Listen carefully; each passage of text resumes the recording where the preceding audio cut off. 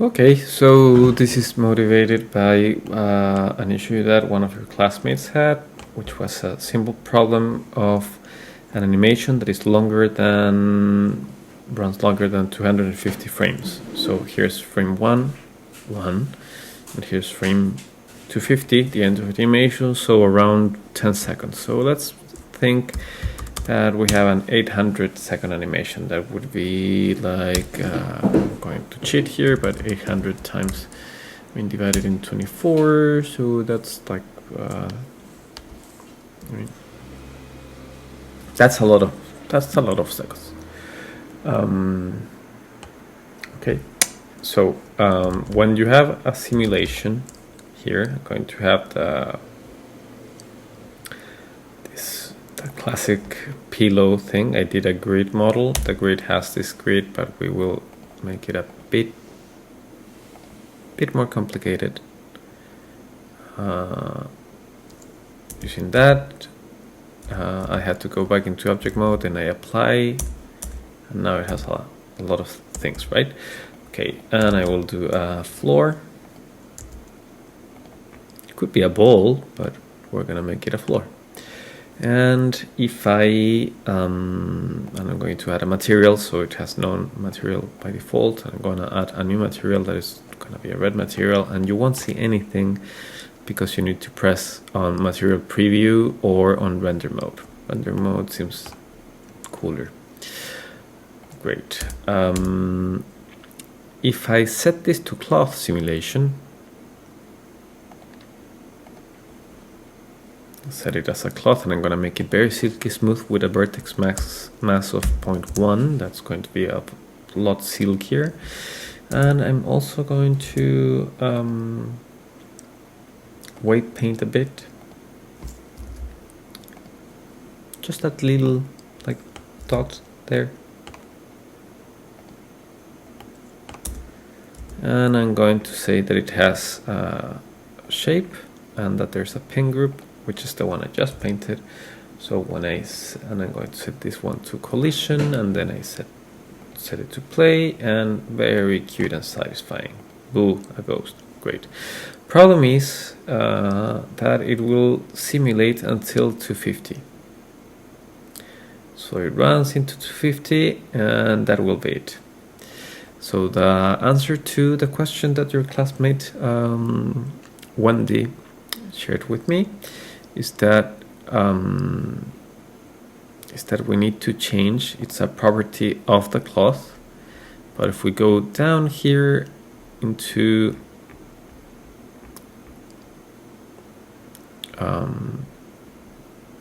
cache, we expand that, and it's going to say simulation start and simulation ends. So we type simulation end to 800.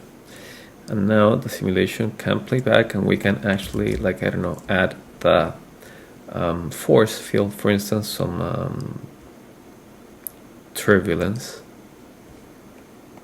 with a strength of 100. So it's a bit more alive. Let's dial the strength a bit more, 500. And you notice that it has some, that's called interpenetration when you have it lacks self-collisions. So you might want to enable this thing that is called collisions, but not just collisions, but self-collisions. And I'm going to set it to a distance, a very small distance, so 0.001. And that way it collides with itself, which is a bit more natural, right? Other trick that I do, I tend to try to be very economic in simulations. I prefer to work with little subdivisions, as little as possible, and I add subdivisions later, which is a lot more less time consuming. If you add them before, it will simulate something that will be slower, as you're seeing, and not a whole lot better actually, but a lot slower. And if I press here you see it's kind of okay, and then shade smooth so that it's a bit better. Other things that we saw, we can actually into edit mode, we can make this into something that it's a bit more dynamic is not the word, right? But we can choose some parts. So I'll switch to 3 here. I'm in edit mode. I'll delete only faces. Delete is the shortcut is X. So delete only faces, and when you only delete the faces, you're left with the lines. So I can then go back into the cloth properties.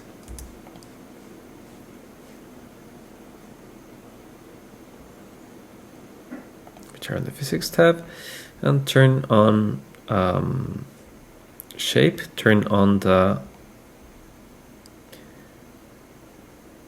some dynamic mesh and sewing. Give it a little shrinking factor, something like 0.01 again. And if I do this, it's like, it's sort of like, I mean, now it behaves more like a cloth, right? Some interesting things about the simulations though in general. I will put this one here and put this one here so that it looks a bit better. Okay, good. Some other interesting things about simulations that we haven't seen before. Whenever you are, if you want the initial condition of the simulation to be like this, if you select the object that has the simulation, you can do, you can apply it. So I'll apply the subdivision. Sorry, I'll apply the cloth. That is again clicking here and clicking apply, and I'll apply the subdivision. Actually, no, I won't apply it. I like it that way.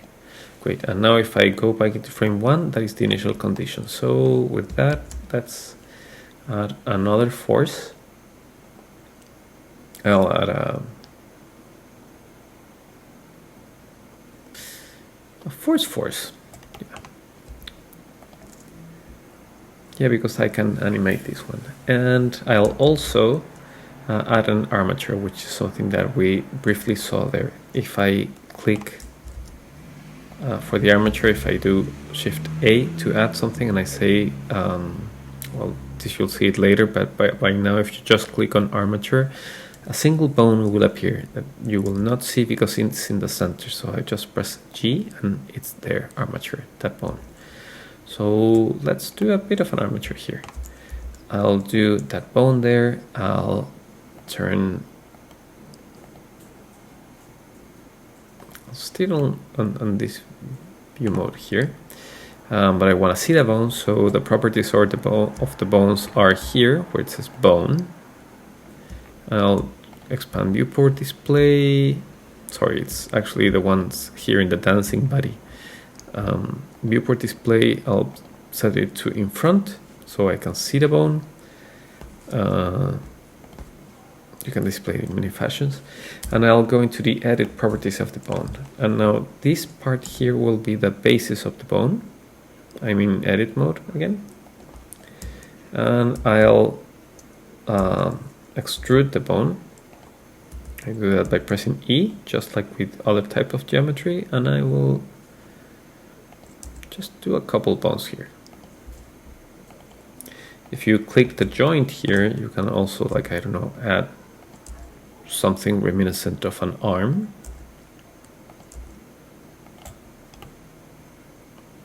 So it's a very primitive rig, but a rig nonetheless. And the other thing that you can do with bones is that, or armatures, is that you can add this thing called, if you go into pose mode, you can add this thing called a bone constraint. So if I click on this arm here and I do IK and I set it to 2, you will see that there's a little triangle there. We will explore that again in class, but it's kind of cool. So again, I select the arm, I select IK, I set it to 2, And now if I move this, sort of moves sort of naturally, which is a bit weird. I'll do the same thing with the head.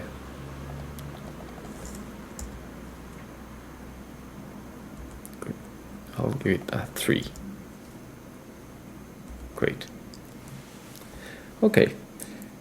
And now I have this skeleton or armature, and I have this object here, and I'll select the object, and I'll select the parent. Usually this type of this is called parenting, so I'll select the object, that is the child, and then the parent. Shift click on the parent and click Command P, and then I do armature deform, and usually you do with automatic weights. And the cool thing that will happen there is that if I move the arm, it will sort of like, it will move this. It will move it in a way that will not seem very natural, but it will be kind of fun. What I'm playing with this experiment though is that eventually we will, if I click the base bone there, I can just move it around, but that eventually we're going to mix an experiment with mixing simulations with armature animations. So if I click on the thingy there and I again make it a cloth, I can say that we are going to, like, and if I just hit play, the thing will just, you know, do what it did before. But if I go into the vertex properties, and here I have a lot of groups, I will add a new group that's gonna be called cloth, cloth deform, and I will go into object mode and go into weight paint, and I have here selected cloth deform, so I can do it, and I will say I will only paint that part of the cloth, and I will only paint that one, and I'll perhaps this one and some of this.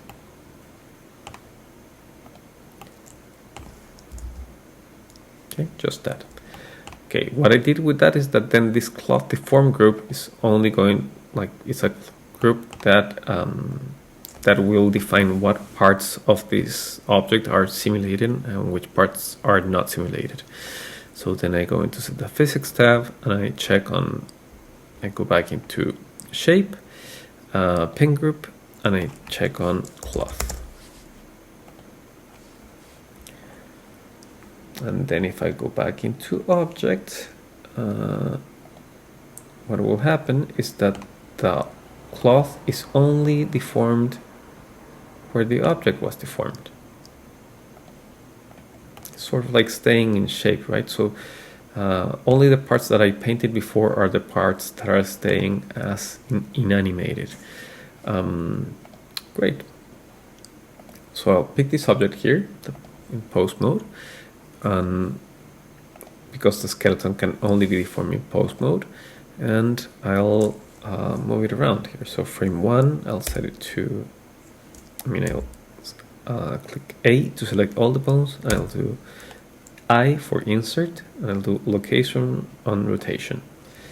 And then let's just move it around somewhere else. And the same thing, location, rotation. I tend to try to be very economical about, again, I don't know why I'm concerned about economical, but convenient about keyframes, like less is more approach. Very Miss van der Rohe. I'll take this one here, move it around.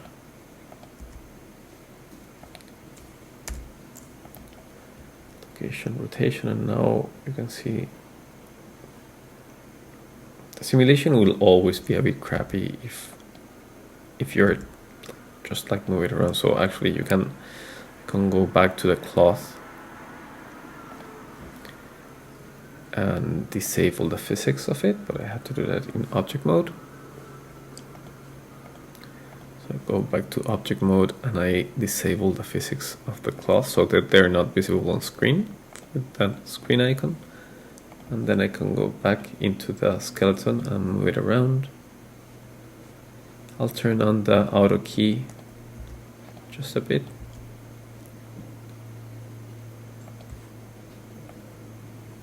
I'll just play with the expressions there.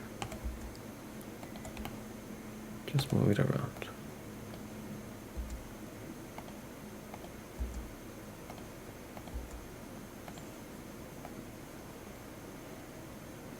So I don't know, let's pretend that this first part, perhaps we just wanted to move a bit differently.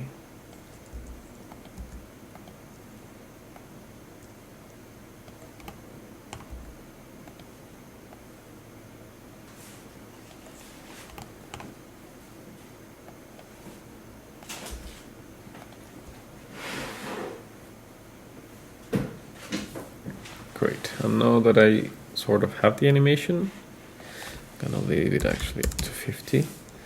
I will go back into object mode, select this, go back into the gravity and turn on the visibility of the simulation. And now I can press play.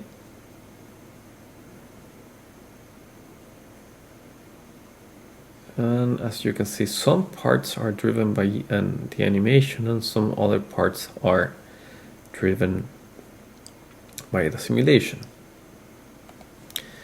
I will apply some pressure because of course pressure is kind of, I don't know, very oddly satisfying. Pressure of 4 also makes it less ghostly, like, you know, if it's like pumping. A bit weirder. You see that there's some like things there that I might need to fix. So for that I need to go into the group part,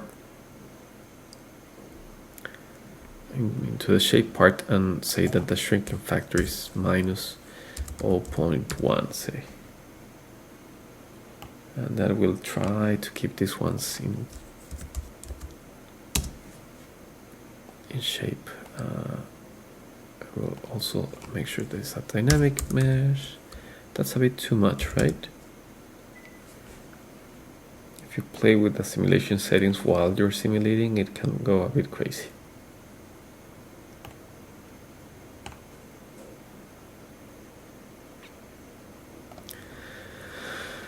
Anyway, I'll also re-enable self-collision so that this is a bit better. 0.01.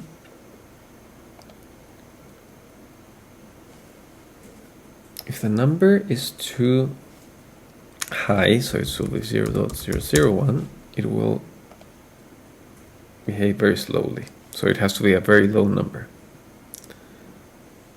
Otherwise, self-collisions don't really work.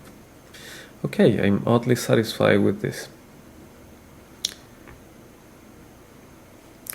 So once you're satisfied, you might want to bake the simulation, which is here under cache, which is in the same, I know so many things. But if you expand cache, you have the thing of when does the simulation work. So I'm going to set it to like 300 just to come back to Wendy's example. 300, and then I'll do bake. This is once you sort of like you're okay with this and you're like, I don't want to make any more modifications. So you do bake.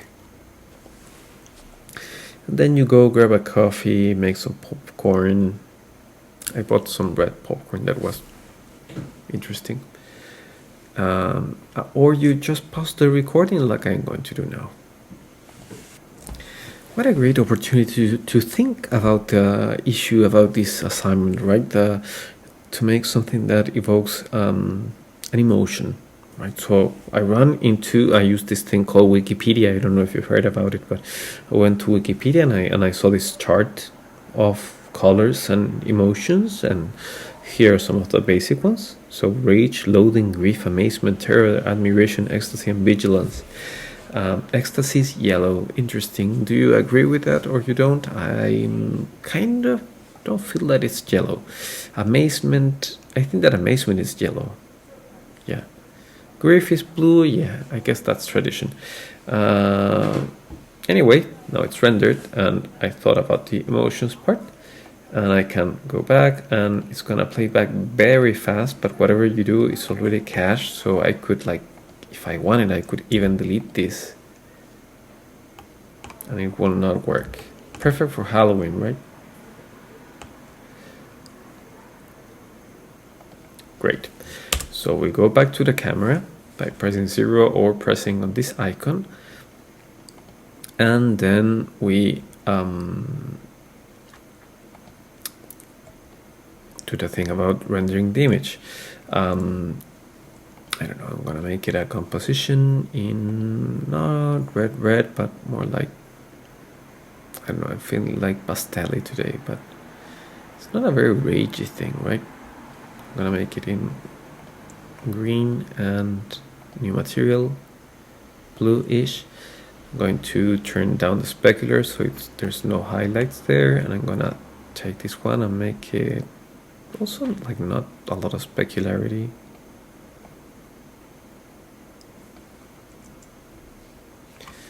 And I'm gonna press the camera, so I'm gonna select my camera here, go back here, make sure that it's nice camera angle, 75. And this is kind of interesting. If I go into constraints, I could add an object constraint that is track 2.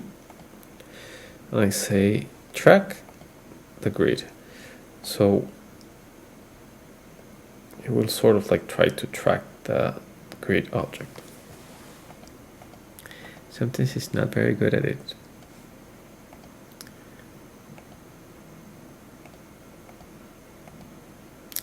Like now.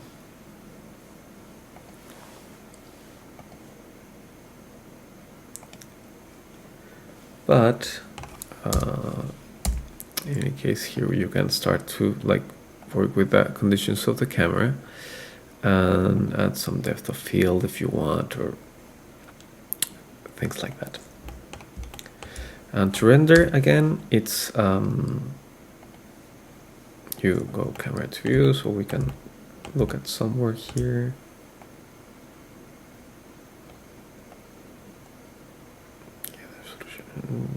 The object is good here, great. To render is you select the printer icon, you make sure that the format, I mean for this class we're going to render as video because the other thing is a bit complicated. I'm gonna make this into the desktop. I'm not going to use, I'm gonna expand encoding, I'm not gonna use Matroska, I'm gonna use QuickTime. Medium quality is enough. And then if you want to, it has audio, okay, so if you ever want to add audio, that's actually quite simple. Just click plus, video editing, and then if you have a song, which I don't have it here, but you can just, like, I don't know, I have some music here, some sound clips here, you can just like drag them into the timeline.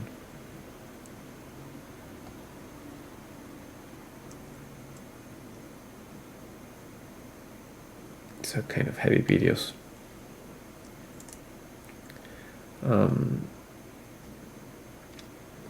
Like I drag that video, the idea is that you drag audio.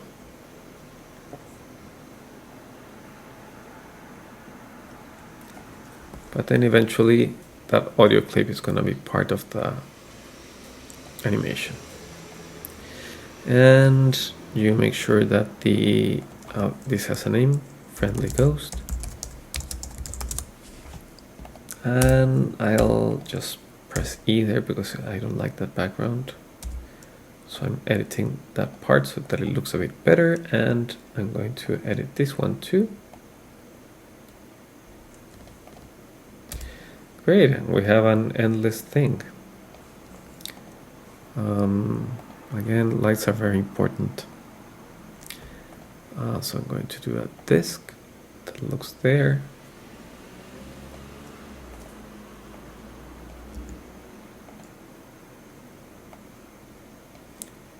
And that is just 500 watts, so that it still has some shape. Great.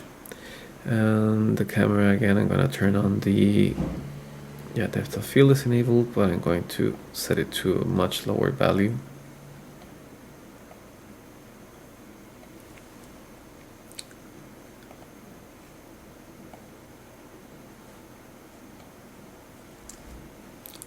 And I think this might be enough.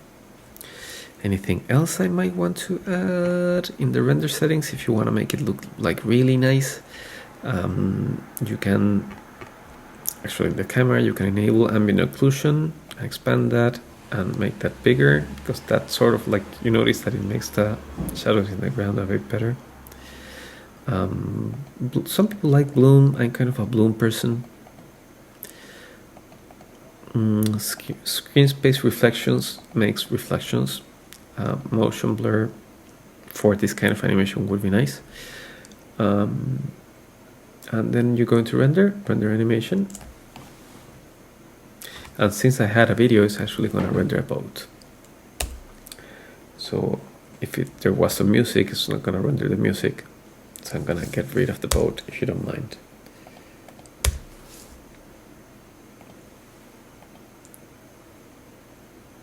And wait until the wheel does its thing, and then just render the animation.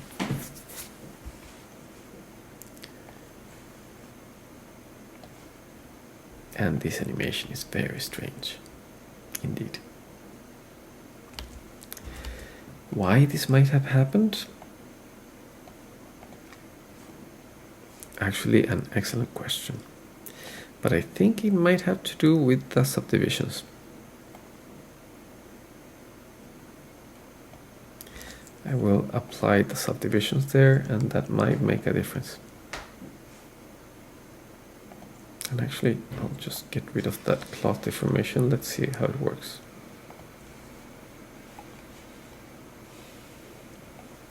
Yep, that was it. Sometimes when you have like conflicting rendering engines, I mean, when you have conflicting instructions and the thing looks weird, it's kind of like having a disagreement with someone. It might look strange, but yeah, that's the thing.